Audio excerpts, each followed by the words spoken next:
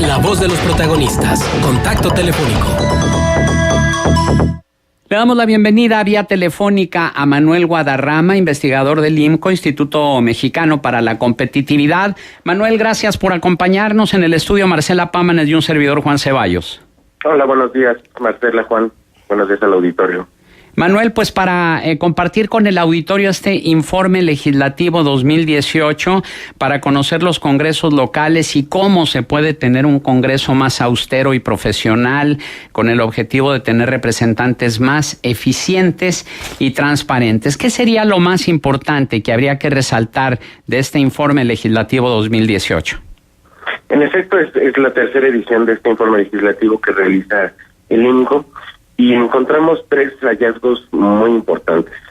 El primero de ellos es que los diputados locales a nivel de las entidades federativas están invadiendo funciones que les correspondería realizar a los propios gobernadores. Es decir, están haciendo un uso indebido de los recursos públicos a través de las partidas de ayudas sociales. ¿En qué se traducen en la práctica estas ayudas sociales? Hemos encontrado que pueden ser desde la compra de silla de ruedas hasta cortes de pelo, juguetes, fiestas, cualquier cantidad de cosas que a uno se le ocurra. El segundo hallazgo muy importante es que también hay una asimetría presupuestal muy importante entre los propios congresos de nuestro país. Mientras que un asambleísta de la Ciudad de México prácticamente nos cuesta 36 millones de pesos, uno de Coahuila alrededor de 8 millones de pesos, uno de Puebla menos de 4 millones de pesos. Entonces, digamos que hay una variación importante en el costo que nos está representando cada uno de nuestros legisladores. Y pues tampoco es explicable esta variación, ya que pues prácticamente todos los diputados de los 32 congresos locales de nuestro país tienen las mismas funciones, la de representación del interés popular, la realización de leyes, una función jurisdiccional en caso de que se inicie juicio político y un desafuero a algún funcionario, y también la de nombrar autoridades que hacen falta precisamente luego en los gobiernos, por ejemplo en órganos especializados, en órganos desconcentrados y que son facultad de nombramiento de los congresos. Entonces, digamos, en teoría las facultades son las mismas, en la práctica pues la variación de costo por cada diputado en nuestro país es impresionante. Y por último también encontramos que están asignando de forma discrecional no solamente esto que mencionaba del presupuesto y de las ayudas sociales, sino también de capital humano. Nosotros encontramos que pues prácticamente son 24 congresos los que tienen regulado una especie de servicio civil de carrera, en el cual pues se tendría que realizar convocatorias públicas y que sea meritorio el ingreso al servicio público legislativo, a la función pública legislativa, en el cual pues tendrían que tener también una capacitación permanente y también tener muy claros cuáles son las obligaciones y los derechos de los trabajadores al servicio del Poder Legislativo. Recordemos que no solamente es el Poder Legislativo no solamente se compone de nuestros diputados, sino también existe toda una burocracia y una estructura administrativa con la que funcionan nuestros congresos. Ahí hay, digamos, una especie de buena noticia en el caso de Coahuila, mientras que en la Ciudad de México son 30 trabajadores por diputado.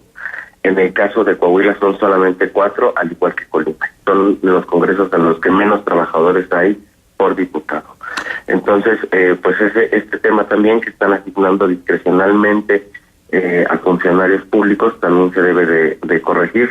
El IMCO realizó solicitudes de información para tener todo este panorama de cómo están funcionando nuestros congresos, y dentro de esas solicitudes también nos dimos cuenta que en 2017 ningún congreso había hecho pública alguna convocatoria para el personal. Sin embargo, lo que estamos viendo también en los congresos es que pues hay unas variaciones impresionantes entre lo que se presupuestaba de un año a otro. El caso más alarmante también nuevamente es la Ciudad de México, que prácticamente aumenta casi 25% su presupuesto solamente de 2017 a 2018. y pues con esto se convierte en el Congreso local más caro del país. Hay datos muy reveladores en este informe legislativo 2018 del IMCO, como el hecho de que en 7 legislaturas locales el presupuesto por diputado es superior al de la Cámara de Diputados federal. ¿Quién determina o cómo se determinan los presupuestos en los congresos locales que sean tan disímbolos como ya lo mencionabas hace unos momentos, lo que se gasta en la Ciudad de México y en comparación con lo que se gasta en Coahuila o Puebla, por ejemplo? Fíjate que una de las facultades exclusivas, digamos, que tienen los diputados, tanto a nivel federal como a nivel local, es la aprobación del presupuesto. Entonces son los propios estados, las propias legislaturas, nuestros diputados locales los que están aprobando los presupuestos, y que muchas veces, como te mencionaba, no tienen una justificación de por qué incrementar determinado monto, determinado porcentaje los presupuestos. Encontramos, por ejemplo, igualmente en el caso de la Asamblea Legislativa, que más o menos, digamos, si consideráramos la inflación a partir de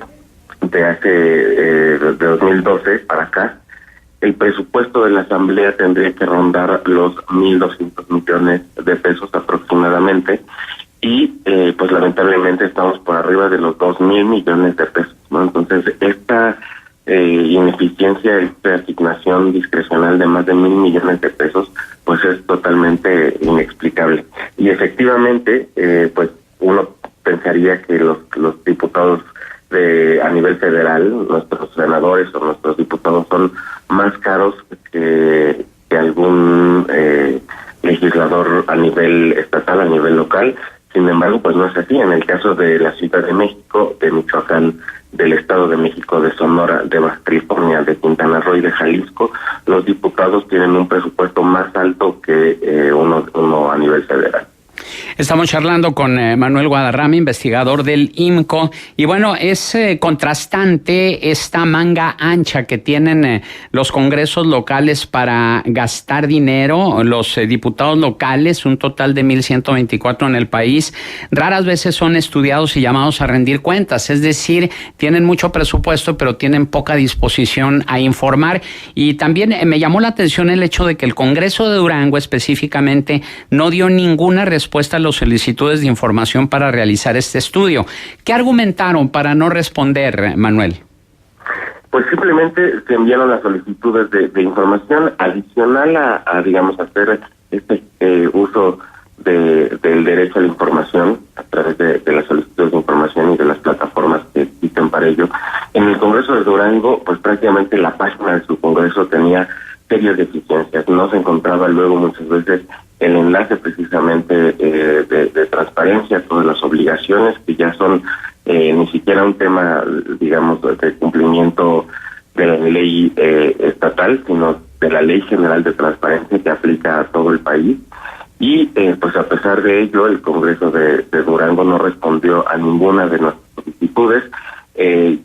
Ya había sucedido también en años anteriores que no se daba cumplimiento cabal a todas las solicitudes de información, alegando que precisamente con el cambio de legislatura pues se pierde mucha de la información, ¿no?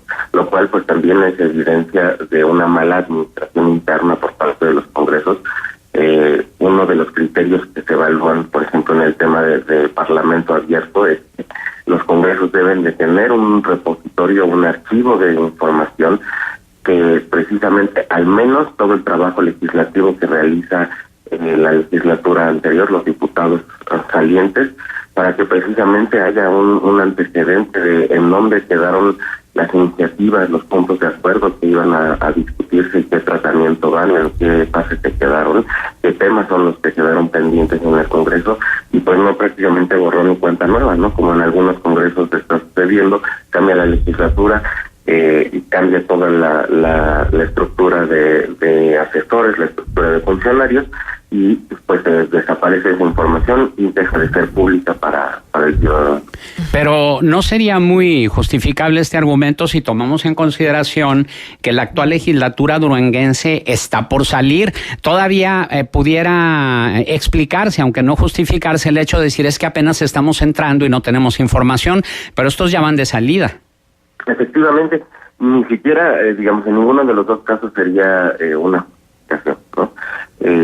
Completamente tienen que atender las obligaciones de la Ley General de Transparencia, no solamente la regulación estatal, evidentemente están en una falta de la ley y bueno, en ese sentido nosotros hemos anunciado en la conferencia de prensa que precisamente le vamos a dar seguimiento a esta falta de transparencia. Vamos a pedir evidentemente los recursos de revisión que sean necesarios para que sean atendidas las solicitudes y en todo caso pues agotar esa instancia ante el INAI y eventualmente pues tendría que proceder también al Poder Judicial, ¿no? Ahora, este informe legislativo 2018, por cierto, muy completo, nos presenta un diagnóstico de cómo están estos congresos locales, pero también, además del diagnóstico, presenta propuestas. ¿Podrías compartir las más importantes? Claro, por supuesto. Para la parte, digamos, de tener congresos más austeros, nosotros también evaluamos las propuestas que se habían realizado por parte de legisladores de Morena a nivel federal, que habían anunciado un recorte del 25 y del 40% para la Cámara de Diputados y el Senado. Y, digamos, coincidimos en algunas de las propuestas, es suprimir las partidas a grupos parlamentarios y comisiones, eliminar evidentemente esta práctica del moche, inclusive en algunos estados está prácticamente institucionalizado, ¿no? En el caso del Estado de México, año con año se autoriza en el presupuesto de egresos una partida para que el diputado haga uso discrecional de esto, haga obra pública, haga regalos, etcétera, ¿no? Entonces, eliminar esta práctica también del moche, reducir las comisiones legislativas, contratos por honorarios, viáticos y evidentemente todo este tema de gastos compuestos. Entonces, sí es necesario nosotros que tengamos un apego al presupuesto de egresos que se aprueba y evitar precisamente este tipo de variaciones que te comentaba. En el caso de las administraciones públicas es muy entendible que tengan algunas variaciones para atender a catástrofes, inundaciones, sismos, cualquier eventualidad que se presenta y que, digamos, requiere un recurso adicional para poder atender a la población damnificada. En el caso de los congresos, pues en muy rara ocasión tendrían por qué estar variando sus presupuestos y sus funciones siguen siendo prácticamente las mismas, ¿no? Entonces, sí necesitamos que los congresos se apeguen a lo que originalmente se aprueba en sus presupuestos, evitar este tema del gasto en ayudas sociales, que implica el ejercicio de sus funciones que prácticamente son, digamos, funciones de la administración pública a cargo de las secretarías de Desarrollo Social. Y en el tema de profesionalizar a nuestros congresos, que mejoren su desempeño en nuestros congresos locales, la primera propuesta sería también implementar un servicio profesional de carrera en los congresos, que las personas puedan saber cómo se puede ingresar a trabajar en el congreso y que sea totalmente objetivo, meritocrático a través de pruebas pues que no tienen solamente discrecionalidad por parte de los legisladores para meter ahí algún pariente, algún compadre, ¿no? Y la segunda propuesta muy importante también para profesionalizar el trabajo legislativo tiene que ver con contar con consejos fiscales, que son básicamente unos órganos técnicos que van a asesorar de forma independiente, de forma autónoma a los diputados en temas presupuestales, en temas hacendarios, en temas fiscales, para que precisamente el diputado pueda tomar una decisión informada y técnica de cuál es el impacto de la legislación o del impuesto o de la exención que se está discutiendo, que se está votando. El diputado pueda tomar una decisión informada. No es crear más burocracia, más personal innecesario. Actualmente, como mencionaba, además del servicio civil, muchos de los congresos tienen ya establecidos centros de estudios de finanzas públicas. Entonces, sería prácticamente convertirlos, estos centros de estudios, en estos órganos técnicos que sean precisamente totalmente independientes y apartidistas, que no tengan otro fin más que asesorar a nuestros diputados para que puedan tener un desempeño mucho más profesional. Hay que recordar que los diputados pues no pueden ser expertos en todas las materias, ¿no? Entonces necesitan siempre de una asesoría técnica y digamos pues de las materias más relevantes es la materia hacendaria y fiscal. Hace un par de días platicábamos con Jimena Mata de Integralia acerca del 8º reporte legislativo 2018, pero relativo al Congreso de la Unión, al Congreso Federal.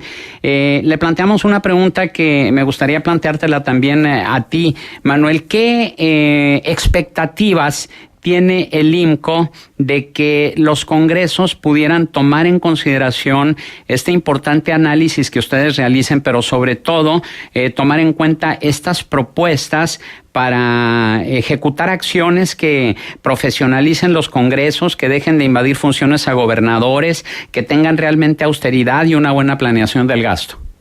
Pues mira, en ese sentido sí hay al menos una esperanza, digamos, una buena reacción positiva por parte de los congresos locales. Prácticamente pues cambió completamente la reconfiguración de los congresos a nivel nacional, no solamente a nivel federal, sino también en los estados. Tenemos un nuevo panorama político en donde evidentemente pues la fuerza mayoritaria es a través del partido Morena, ¿no? Y varios de sus candidatos, inclusive a nivel local, de la Asamblea Legislativa, por ejemplo, o en el caso de San Luis Potosí, han hecho públicamente este tipo también de propuestas en el sentido de contar con congresos austeros y algunas de estas medidas que hemos mencionado también que se estarán realizando a nivel federal, ¿no? En el caso particular, nosotros contamos en el día de la presentación con la presencia del diputado Roberto Carrizales del MIPIS, en el cual pues también precisamente dijo que él impulsará a través de su legislación y de su partido pues este recorte que mencionábamos de gastos suntuosos y de ineficiencias que tienen nuestros congresos. Uh-huh. Buenos días, Manuel. Saluda Marcela Pámanes. Nada más, como parte de del propósito de estar dando el seguimiento a los temas de transparencia, la situación que vivimos, por ejemplo, acá en el Congreso de Coahuila es muy parecida a la de otros congresos y preocupa que todos quieren pertenecer a comisiones. De hecho, hay una cantidad de comisiones muy interesantes y sabemos que por cada sesión de comisión hay una cantidad que se les otorga a los diputados como si fuera un trabajo extra. 1,800 pesos por cada sesión ordinaria o extraordinaria y 1,800 pesos por sesión de comisión. Entonces, si frenáramos esta comisionitis que tienen los congresos, que luego a veces no sirve para nada, ¿pudiéramos estar hablando de un ahorro significativo? Sí, en efecto, digamos, todo en conjunto va sumando, ¿no? Perfectamente detallas este problema de las comisionitis. Inclusive tenemos algunas legislaturas locales que tienen más comisiones que diputados. En el caso de Morelos, se hizo una reducción de 30 a 20 diputados y tienen más de 30 comisiones, ¿no? Tienen 33 comisiones. Entonces, pues prácticamente esta comisionitis sí tienen que desaparecer estos pagos adicionales por presidir alguna comisión, por ser secretario de la misma. Evidentemente, sí es un manejo discrecional que se da a las comisiones. Y, por ejemplo, en el caso también de Chiapas, pues prácticamente tiene el número más alto de comisiones en el país. Entonces, sí es necesario también revisar el número de comisiones que se tienen en cada congreso, porque además son temas, digamos, que se deben de tratar de forma conjunta y que no son aisladas, ¿no? Uh-huh. Dividir y fraccionar toda la materia, por ejemplo, de desarrollo social, pues no tiene sentido estar discutiendo por un lado el tema de pobreza, por otro lado el tema de vivienda, por otro lado el tema de desigualdad. Entonces son temas que van de la mano y que no tendrían por qué estar fragmentadas en estas comisiones, ¿no? No hay justificación para este problema de comisionitis. Y otros, digamos, de las partidas también importantes que deberá de sujetarse a revisión y a escrutinio. Un primer paso, digamos sería el escrutinio público. Hoy por hoy muchas veces no conocemos a nivel local cuál es la partida que recibe el grupo parlamentario, ¿no? O por qué, en qué especie de fórmula se basan, en qué especie de criterios les corresponde cierta cantidad de dinero a un determinado grupo parlamentario. Entonces, primero sería transparentar esa parte, y segundo, pues evidentemente, en dado caso, reducirlas o, en definitiva, si no tienen una justificación, si no hay un propósito específico, pues eliminarlas. Pero también hay una situación que viene sucediendo, por ejemplo, Coahuila. La ley orgánica del Congreso señala que cada diputado no puede pertenecer a más de 5 comisiones, y resulta que por la cantidad de diputados y por la cantidad de comisiones, pues cada uno de ellos tiene que pertenecer por lo menos a 8. Entonces, ¿quién vigila que la ley orgánica del Congreso se cumpla? Lamentablemente son los propios legisladores los que tienen a su cargo, digamos, su propia revisión, su propia fiscalización, y no solamente eso, no solamente la de ellos, ¿no? Sino también recordemos que parte de la facultad de los legisladores a nivel también federal y local es el tema de la fiscalización. Entonces, digamos, el poder legislativo está conformado principalmente, digamos, por la parte del Congreso, pero también la otra parte que conforma el poder legislativo es el órgano superior de fiscalización. Y en este caso, digamos, la auditoría tendría que estar también haciendo una presión y una observación constante del Congreso local, de cómo se está llevando a cabo la ejecución de los recursos, pero por la parte, digamos, de cumplimiento a la ley orgánica, pues evidentemente ahí nos falta otro tema de sanciones y de seguimiento que le puedan dar a los propios legisladores. Muy bien, Emanuel Guadarrama, investigador del IMCO, nuestro agradecimiento por tu valiosa participación aquí en Contextos. Al contrario, muchas gracias a ustedes, Juan, Marcelo. Buenos días.